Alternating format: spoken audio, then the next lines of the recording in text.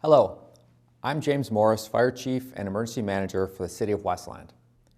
As we continue through the COVID-19 endemic, another virus is making headlines, monkeypox or MPV.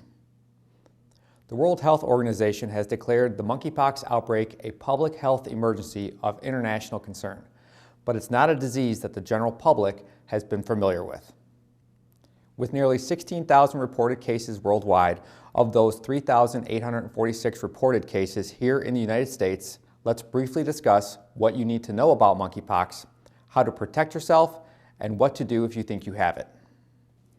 The reason it's called monkeypox is because it was first discovered in colonies of monkeys used for research in 1958. But that doesn't mean it originated with the animals, as the source of the disease remains unknown, according to the Centers for Disease Control and Prevention.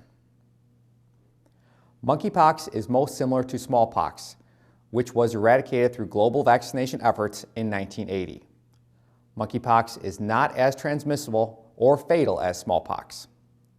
Signs and symptoms of monkeypox are similar to those of smallpox, such as fever, headache, muscle aches, and a lack of energy. A rash can also be present, resembling pimples and pus-filled blisters. It can develop all over the human body, including face, feet, hands, genitals, and inside the mouth. Infected people are contagious from the onset of symptoms till the skin is healed and intact, typically 2 to 4 weeks. The good news is the version of monkeypox spreading across the globe, the West African type, isn't particularly deadly. According to the CDC, more than 99% of patients can expect to survive.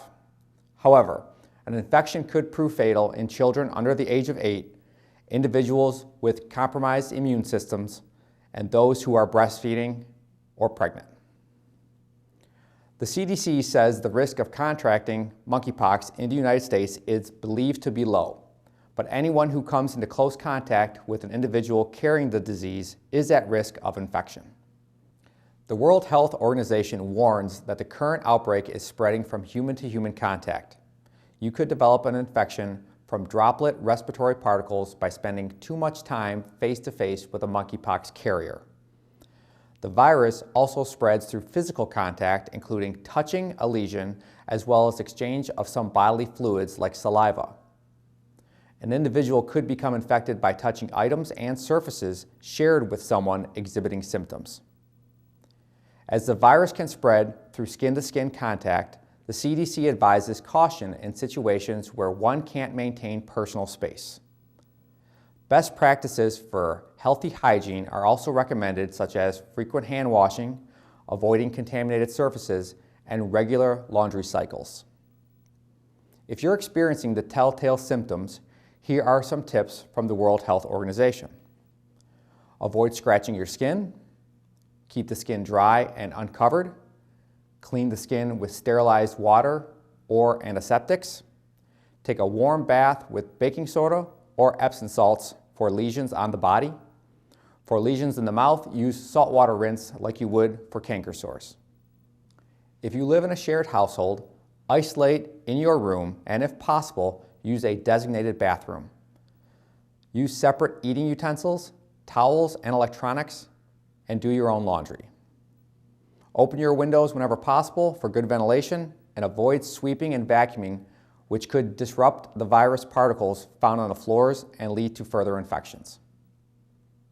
And finally, vaccines.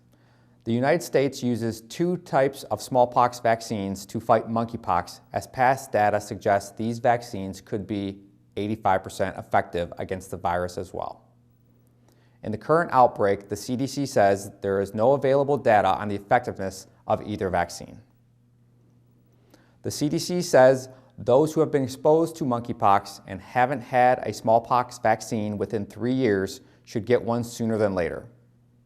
The agency recommends individuals get inoculated within 4 days of exposure and no later than 2 weeks to reduce symptoms. Side effects of the vaccine can include mild fever, tiredness and swollen glands, as well as redness and itching at the inoculation site. Unfortunately, there's a limited supply of the vaccines. More are expected to be made available in the coming weeks and months.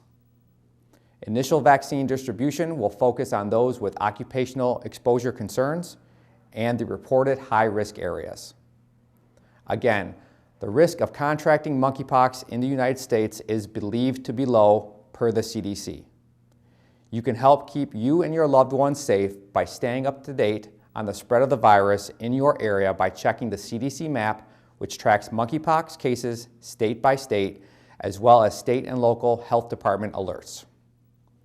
For general information about MPV, please visit www.cdc.gov/monkeypox or www.michigan.gov/MPV. Thank you for your attention, and stay safe, Westland.